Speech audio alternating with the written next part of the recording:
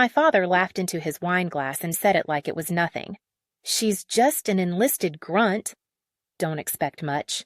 The room answered with polite chuckles, the kind people use when they don't want to challenge a man who's used to being agreed with.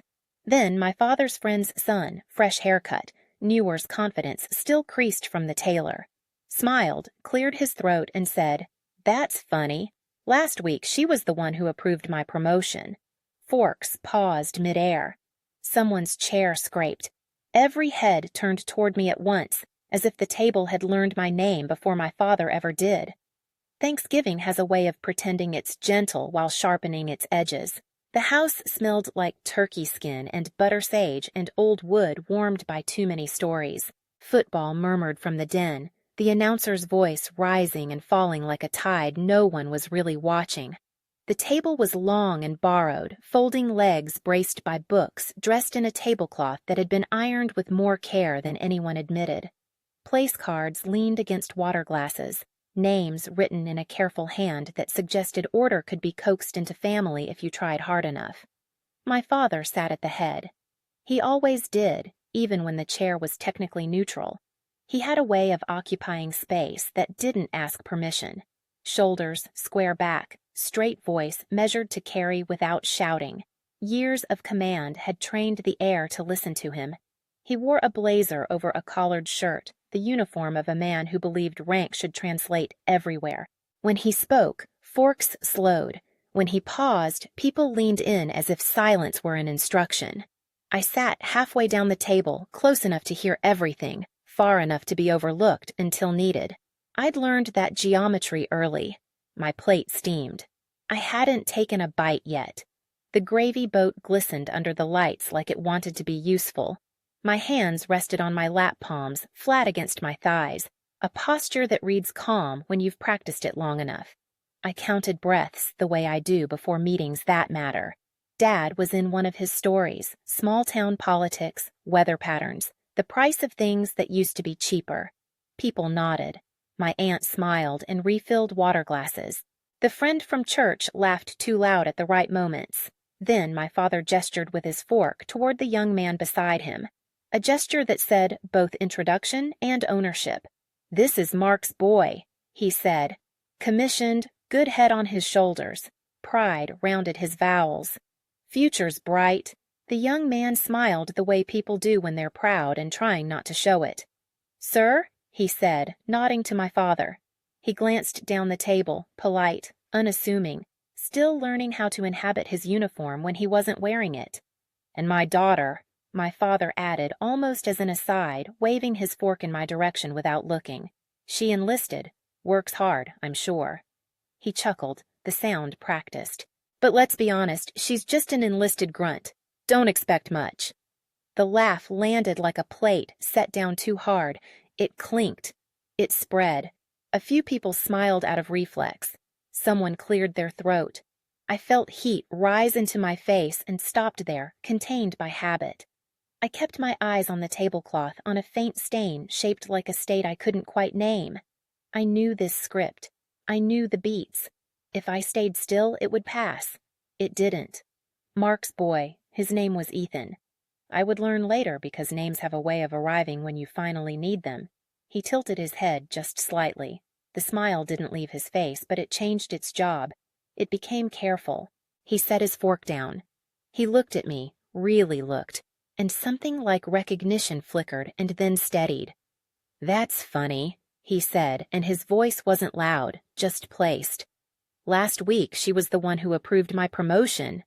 Silence did what silence does when it's asked to work. It gathered weight. Chairs stopped complaining. The television seemed to recede as if the house itself were embarrassed to interrupt. I felt the table's attention shift the way a compass needle snaps when it finds north. Eyes moved, questions formed without mouths opening. My father laughed again, a shorter sound this time. "Approved," he said. "You mean processed paperwork?" Ethan shook his head once. "Sir?" "With respect," he said, and there it was, the phrase that both softens and sharpens. She chairs the review. If she doesn't sign, it doesn't move. A few people inhaled at once. I caught my mother's cousin watching me with an expression I hadn't earned in this room before. The gravy boat trembled as someone set it down. I didn't speak. I didn't need to. I've learned that sometimes the strongest thing you can do is let the truth finish its sentence without you. My father turned toward me, then really turned, and for the first time that evening he looked surprised, not angry, not disappointed. Surprised as if a map had added a road overnight. "Is that so?" he asked, smiling in a way that invited agreement. I met his eyes. I kept my voice level. "I serve where I'm assigned," I said. It wasn't a dodge. It was accurate. Accuracy has always been my refuge. Someone laughed softly, unsure. Plates shifted. The room began to breathe again, but differently now, like lungs learning a new rhythm. My father nodded, filed the moment away, and moved on to a safer subject. The turkey was carved, potatoes were passed, people ate, but the table had changed. You could feel it in the way questions cued themselves, in the way Ethan watched me with something like relief, in the way my father's stories lost their edges and grew cautious. Before that night, before the table, before the glance, before the approval that mattered only because it had been denied me in a different room for so long, there was a house where rank came before love, where discipline arrived early and stayed late, where silence was both a tool and a verdict. To understand how a Thanksgiving sentence could tilt a room, you have to know the weight it was set against. Because the truth is, my father didn't always underestimate me. He simply learned to do it early and practiced until it felt like principle. The house I grew up in had rules the way other houses had furniture. You could feel them before you could name them the way you feel cold before you see your breath. Shoes lined at a precise angle by the door. Keys hung on the same hook every night. Voices lowered when my father entered a room, not because he demanded it, but because his presence carried an expectation that learned how to stand on its own. My earliest memory of him isn't a hug, it's a correction. I was 7, maybe 8, standing in the kitchen on linoleum, worn thin near the sink. He placed his hands on my shoulders and squared them. "Stand up straight," he said, not unkindly, just final. "Posture tells the world what you're made of." The clock over the stove ticked. The smell of black coffee and shoe polish braided itself into the morning. I learned then that love in our house arrived disguised as instruction. My father had served not long enough to be softened by distance, not short enough to forget the taste of command. He carried that service into civilian life like a second spine. At the grocery store, people called him Sir. At church, he chaired committees. At home, he kept ledgers, actual ones, hard-bound and neat. Expenses, chores, schedules. If you did something right, it went unremarked. If you did it wrong, it was noted in silence. Silence was his most effective tool. It didn't shout, it waited. My mother moved differently. She kept books by the bed and poems in the margins of grocery lists. She believed kindness could be taught the way math is taught patiently with examples. When my father inspected my room on Saturdays, bed corners tight, shoes aligned, she stood in the doorway and watched like weather, ready to intervene only if the storm threatened damage. Mostly, she trusted time. In our house, rank had a shape. It was masculine. It was inherited. My father believed legacies traveled through sons. He didn't say it outright at first. He didn't have to. It lived in the stories he told, the way he praised other men's boys, the way his eyes slid past me when conversations turned to futures. When I was small, I tried to earn my way into that narrative. I ran faster. I spoke less. I memorized rules like hymns. At 12, I told him I wanted to join ROTC at school. He looked at me over the newspaper, eyebrows lifting just enough to register surprise.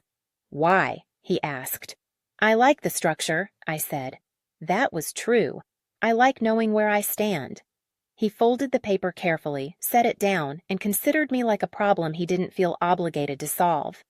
"That's not for you," he said, not cruelly, definitively. "You'll find something else." "What if I don't want something else?" I asked. He smiled then, a small, controlled thing. "Everyone wants something they're not built for," he said. "Discipline is learning the difference." The house got quiet after that. Dinner at 6 p.m., news at 7 p.m., lights out at 10 p.m. The rules didn't change. The space between us did. When I brought home good grades, he nodded once. When I won a track meet, he suggested I work on my form. Praise in his economy was inefficient. My mother did her persuasion in the margins. She drove me to sign-ups and parked 2 blocks away so the car wouldn't be seen from Main Street. She asked questions that let me hear my own answers. "What do you want most?" she asked once, hands on the wheel, eyes forward. "A fair measure," I said. It surprised us both. High school sharpened everything. My father attended my events when they aligned with his sense of propriety. He skipped the ones that didn't. On nights when I stayed up late studying, he passed the kitchen and said nothing. Silence again doing its work. When I told him I wanted to enlist, he laughed. It wasn't loud, it was dismissive, a sound you use to close a door without slamming it. "You're chasing attention," he said, "not service." "I want both," I said, because I hadn't learned yet when to save my breath. He stood and straightened the stack of mail on the counter, aligning the edges. "You don't have the Constitution," he said. He didn't mean stamina. He meant my sex. I mailed my paperwork without telling him. The acceptance came in a thin envelope first, then a thicker one later. I hid them in a book my mother loved and pretended not to notice how my hands shook when I touched the paper. When I finally told him, he listened, nodded once and said, "We'll discuss it later." We didn't. Graduation night, he didn't come to the backyard party. The lights my mother strung glowed anyway. Friends asked if I was scared. "Yes," I said, and no. A familiar sedan rolled past and kept going. It felt like being saluted and dismissed at the same time. The morning I left, my mother hugged me hard and then stepped back to look. "Stand up straight," she said, smiling through it. My father had an appointment to get the tires rotated. On the bus, I watched the town slide by, the diner, the hardware store, the flag too big for its pole, and pressed my forehead to the glass. I wasn't running from him. I was running toward a measure that didn't require his permission. What I didn't know then was how much of him I carried with me. His insistence on order, his respect for systems, his belief that details matter. He taught me those things without meaning to the way weather teaches trees to bend. He just never imagined I'd use them somewhere he couldn't see. By the time Thanksgiving came years later, the house had changed owners, but the rules still lived in my bones. I knew how to sit, how to wait, how to let a man finish a sentence even when it misnamed me. What I hadn't learned yet was how a room could relearn me all at once and how much that would cost him. Basic training stripped names down to syllables and days down to tasks. Hair on the floor, boots aligned under racks, voices counted instead of heard. I learned quickly that the trick wasn't to be louder. It was to be exact. Exact with time, exact with numbers, exact with people. Precision is a kind of kindness when everything else is noise. I wasn't exceptional in the ways movies like. I didn't break records or give speeches that made instructors pause. I showed up early. I took notes that other people borrowed and forgot to return. I learned who needed an extra reminder and who needed space. I learned the difference between a mistake that teaches and one that gets someone hurt. When you're new, you watch. When you're smart, you keep watching after you're allowed to stop. After training assignments came, the way weather does, inevitable, impersonal. I landed in roles that required attention more than applause, reviews, evaluations, schedules that braided people's lives together and then asked them to hold. I learned to read handwriting and hesitation, to notice when a form was filled out too perfectly, when a recommendation used too many adjectives. I learned that confidence can be loud and competence often whispers. The ledger started as a habit, not an actual book, not yet, but a mental accounting I kept because someone had to, who showed up when it was inconvenient, who asked the right questions, who covered for others, and who cut corners when they thought no one was looking. I didn't tally to punish, I tallied to protect. Promotions aren't prizes. They're responsibilities that change the air in a room. You put the wrong person in the wrong place and the whole structure leans. There were meetings where voices climbed and hands waved, and I sat at the end of the table with a pen and a stack of files. I listened for patterns, not claims.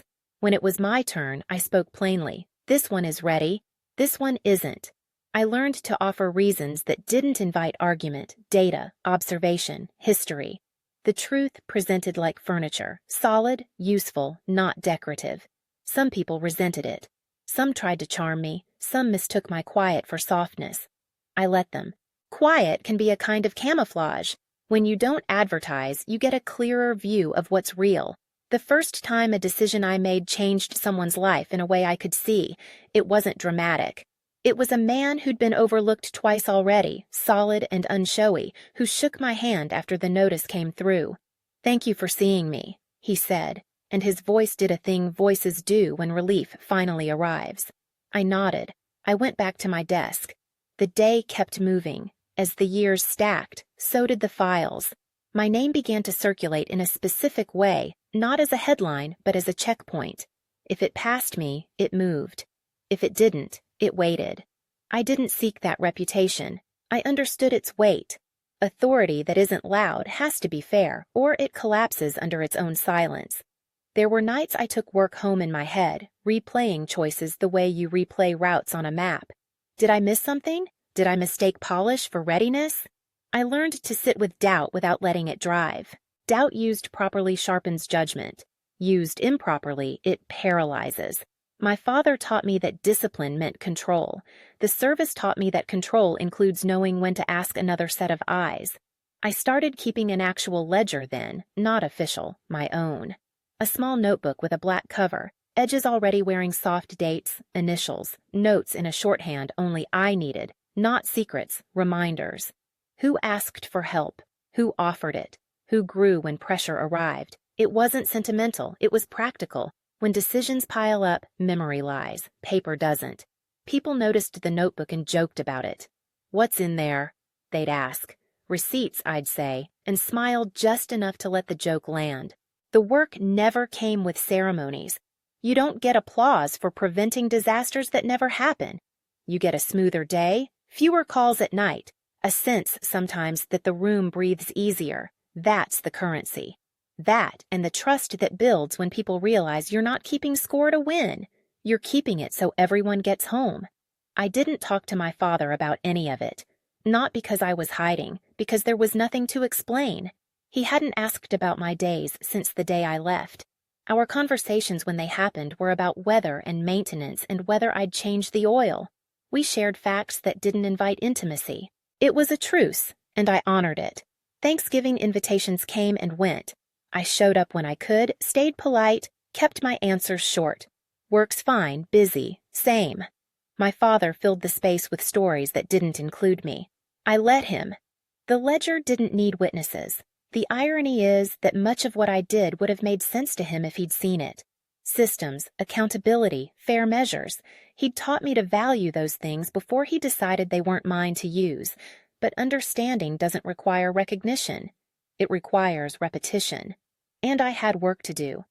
By the time Ethan's file crossed my desk, it was unremarkable in the best way. Solid evaluations, consistent growth, a few notes about mentorship, one flagged concern that had been addressed without defensiveness. I read it twice, not because it needed it, but because that's my habit. I signed. The pen didn't hesitate. I didn't know his last name then. I didn't know where he'd sit at a table months later or who would try to diminish me for sport. I only knew the ledger was clean. That's how the quiet work moves forward without prediction, carrying consequences you don't get to choose. When I set the notebook back in my bag that day, I tapped the cover once. A private punctuation, the kind that says this holds, and because it held a room, it would one day learn my name without me saying it. Names change when they're spoken under pressure. Titles do, too.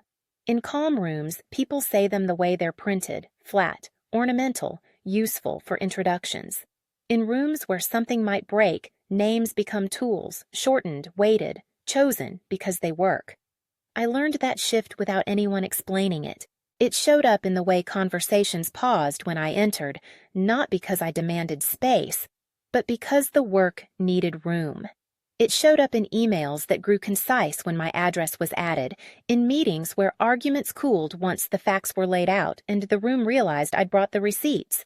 It showed up in the way junior officers stopped trying to impress me and started trying to be clear. Somewhere along the line, people stopped asking what I thought and started asking when I'd be available. That's the moment you know you're trusted. Not when you're praised, but when your calendar becomes the hinge. The nickname arrived sideways. It always does. Someone said it once, half joking, half testing the air. Another repeated it with less humor. A third used it without knowing it was a nickname at all. I didn't claim it. I didn't correct it. I let it find its own shape. They called me the Ledger. Not to my face at first, inside comments, in the way people would say, "If it passes her ledger, you're good." As if the notebook had grown hands and judgment. It wasn't about me. It was about what I represented: consistency, memory, consequence. In a system where people rotate in and out, where time erases context faster than it should, someone keeping track becomes a kind of anchor. I wasn't flattered. I was careful. Names can make people lazy. I doubled down on process. I asked for second opinions. I documented everything. I learned to explain decisions in ways that could be defended months later by someone who wasn't me. If you're going to be the Ledger, you don't get to scribble. There was a decision that tested that discipline more than the others. A candidate with connections, good ones. Letters from people whose voices carried weight. A record that looked strong until you read the margins. Patterns of deflection. Credit claimed too quickly. Responsibility shed too easily. The kind of person who performs well when watched and cuts corners when the lights dim. The room leaned toward approval. It always does when the path is smooth. I asked a question that slowed it down, then another. I didn't accuse. I clarified. Silence gathered. Not the punishing kind, the thinking kind.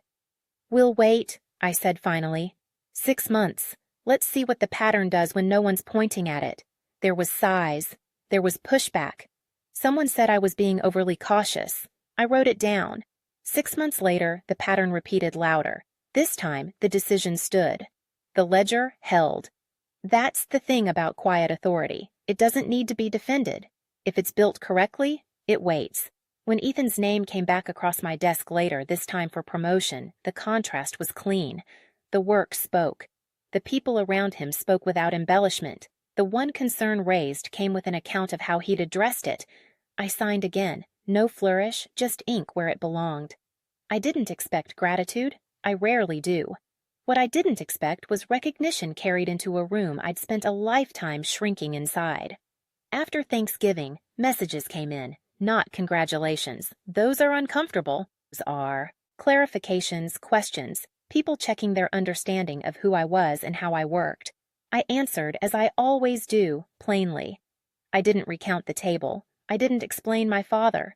Work doesn't need backstory to be valid. My father didn't call. He didn't need to. Silence was familiar ground, but something had shifted. I could feel it in the way our mutual acquaintances addressed me now, in the way stories about me came back. Slightly altered, less dismissive, more careful. The town had learned a new name for me, and it wasn't the one my father had been using. I thought about that on a long drive back to base, the road unspooling under headlights, the radio low. How names get chosen, how they stick. My father had named me early what I was allowed to be, what I wasn't. The service hadn't renamed me. It had simply used me until the use became undeniable. There's a danger in becoming an idea. People start to talk around you instead of to you. I guarded against that. I kept my door open. I kept my language simple. I made a point of crediting teams, of stepping back when the moment wasn't mine. The Ledger isn't the story, it's the proof. Weeks later, in a meeting that had nothing to do with Thanksgiving and everything to do with planning, someone new hesitated before speaking. "I ran this past the Ledger," he said, catching himself, flushing. "I mean through review." I smiled and shook my head. "Names are lighter than work," I said. "Show me what you've got." He did. It held. At night alone with the notebook, I added a line the way I always do when something changes. Not names, not praise. A note to myself. Reputation is a slow river. You notice it only when it has carved the bank. My father had spent years believing rivers move only in directions he understands. He'd mistaken noise for force, lineage for leverage. At that table, the current shifted, not because I pushed it, but because enough people finally felt it under their feet. I didn't need him to say the name they used when it mattered. I needed him to hear it said by others and realize he'd been listening to the wrong things. That kind of correction takes time, sometimes a lifetime. The ledger doesn't rush. It waits for patterns. It waits for rooms to catch up. And when they do, it doesn't announce itself. It simply keeps the ink honest. The room never quite went back to normal after Ethan spoke. It tried. Plates were passed. Someone asked who wanted dark meat. A laugh skittered and fell apart, but the air had shifted like a thermostat nudged by an unseen hand. People recalibrated without admitting they were doing it. That's how communities work when they're deciding what to believe next. My father reclaimed the floor the way he always had, by filling space. He told a story about the old mill, about how the town used to smell like work. He laughed at his own punchlines, heads nodded out of habit, not agreement. I watched the patterns change. Who leaned in? Who leaned back? Who asked follow-ups that weren't really about the story at all? Promotion approvals? My aunt said finally, careful as if stepping onto thin ice. That's quite a responsibility. It's a process, I said. I kept my tone neutral. A team effort. Ethan shook his head just enough to disagree without being rude. Ma'am. He caught himself, glanced at the table, recalibrated. I mean, she chairs the review. She doesn't just move paper. She asks the questions no one else wants to ask. My father smiled thinly. Every system needs a clerk, he said, someone to keep it tidy. There it was, the line he'd been saving, a reduction that fit neatly into his worldview. I felt the old reflex rise, stay still, let it pass, but something else met it and held. The room had changed. The reduction didn't land the way it used to. Ethan didn't bristle. He didn't puff up. He spoke the way people do when they're choosing accuracy over comfort. Sir, he said, if she were a clerk, I'd still be waiting. Instead, I'm shipping out with bars that mean something because she didn't let me skip the hard parts. A fork clinked against a plate. Someone in the den muted the television without looking at the remote. My father opened his mouth, closed it, tried again. Well, he said, palms up, a gesture meant to signal generosity. I'm glad you had help. Support, Ethan corrected gently. And accountability. I watched my father absorb that word the way he used to absorb unfamiliar terrain, measuring, adjusting, refusing to show the strain. He'd built his life on the idea that accountability flowed downward. Seeing it move sideways unsettled him. Conversation loosened around us, not away. Questions came, cautious at first. What kind of review? How many people? What happens if someone disagrees? I answered what I could without turning the table into a briefing. I didn't list accomplishments. I described process. The work doesn't belong to one throat. It belongs to the room when the room decides to listen. A cousin I barely knew leaned over. I always thought promotions were automatic, she said. Time in, time up. I smiled. Time helps, I said, but readiness decides. My father tried humor again. So she decides who's ready now. He laughed, inviting the room to join him. No one did. Not because they were angry, because they were thinking. There's a difference, and it shows. Thinking looks like lowered chins, eyes focused, hands still. Anger fidgets. This was thinking. The turkey went cold. People didn't notice. Someone refilled my water. Someone else asked Ethan about his unit. He answered, then turned back to me. For the record, he said quietly, so only a few could hear. You didn't just approve me. You told me no twice before you told me yes. That mattered. I nodded. You did the work. That's the point, he said, and left it there. My father stood then, the way men do when they need to reassert gravity. I suppose we should be grateful, he said, lifting his glass to service in all its forms. It was a safe toast. It should have worked. It would have once. But gratitude when offered to avoid recognition rings hollow. The clink was sparse. I didn't stand. I didn't counter toast. I let the moment settle. Silence can heal too when it's chosen. After dessert, pumpkin pie cut into careful slices, whipped cream melting too fast, people drifted. Small clusters formed and dissolved. I found myself answering questions that weren't questions at all. "We're proud of you. My nephew wants to enlist. Do you think he's ready?" I answered each with the same care I bring to work. Pride belongs to the giver. Readiness belongs to the candidate. My father hovered near the sink, hands clasped behind his back like a man inspecting a field he once owned. People gave him space, not out of disrespect, but recalibration. Respect when it moves needs room. I poured coffee I didn't want and leaned against the counter. Ethan approached, keeping distance. "I didn't mean to make a scene," he said. "You didn't," I said. "You made it honest." He nodded, relief softening his shoulders. He didn't know. "He didn't ask," I said. There was no accusation in it, just fact. Later, when the dishes were stacked and the tablecloth folded, my father finally met my eyes without an audience. "We'll talk," he said, the phrase he'd used years ago to postpone a reckoning.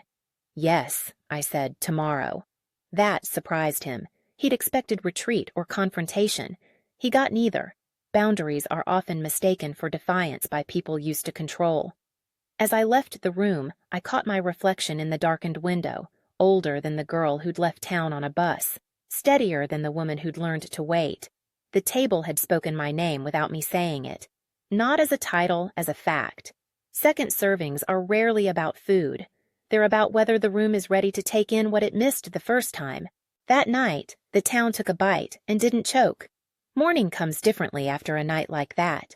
The house was quiet in the way only older houses get. Not asleep, just resting its joints. Pale light leaned through the kitchen window and laid itself across the counter where my mother used to line up mugs by size. The coffee maker gurgled, then sighed as if relieved to be useful again. I stood there longer than necessary, hands around a cup, letting heat do what words couldn't yet. My father came in without announcing himself. No blazer this time, just a sweater that had lost its shape and slippers he'd never wear outside.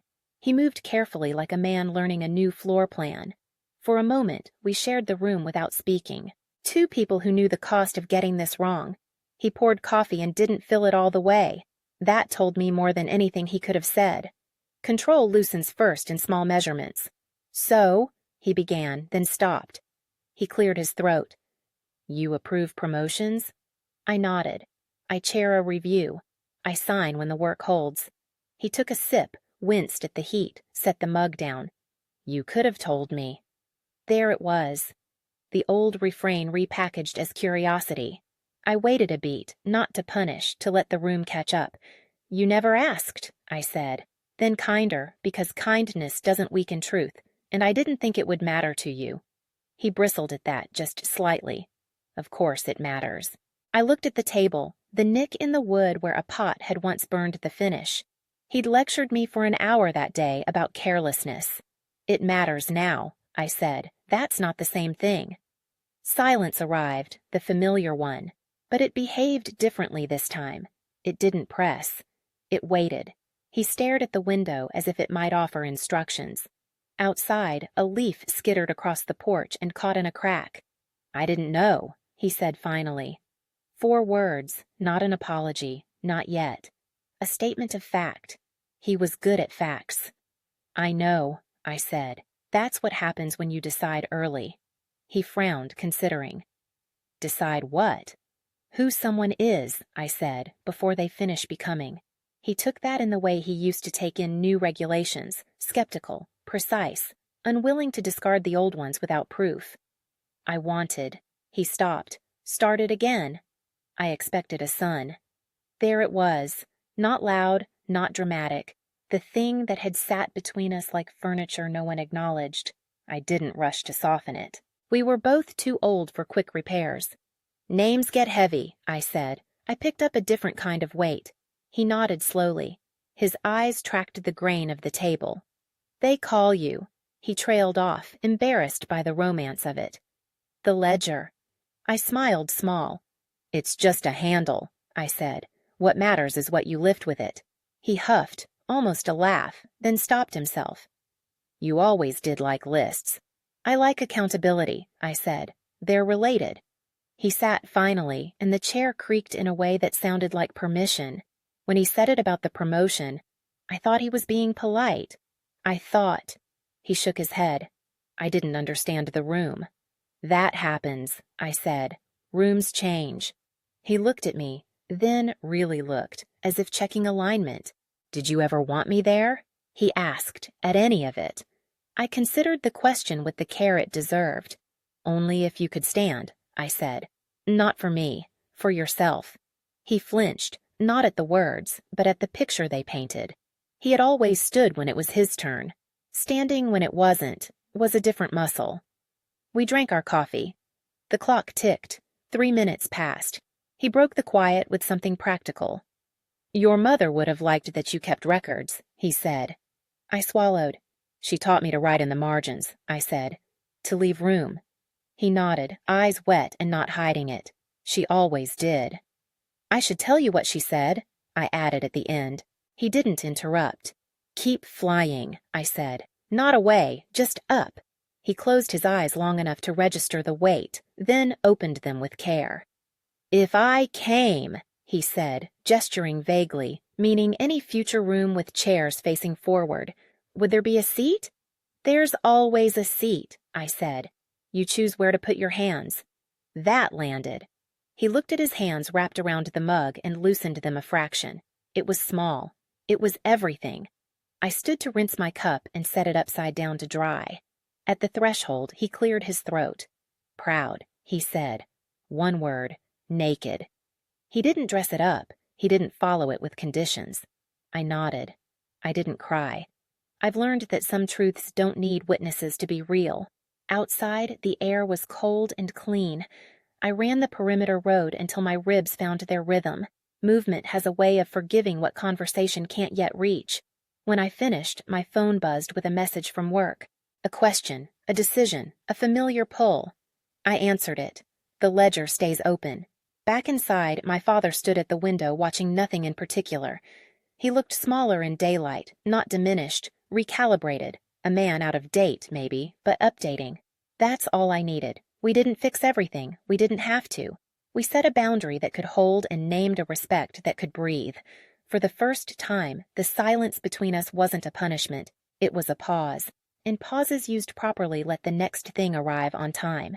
The bass woke the way it always does. Efficient, unromantic, honest about what it expects from you. I arrived before the sun finished, deciding whether it would show up. The sky the color of unpolished steel, boots on concrete, doors opening and closing with practiced indifference.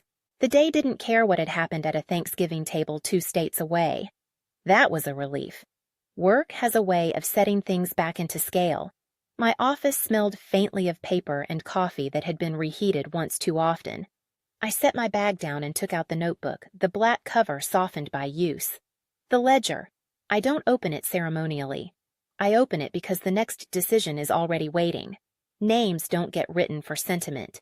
They get written because time moves whether you're ready or not. There was a message from Ethan, short and careful. Shipping tomorrow. Thank you for holding the line.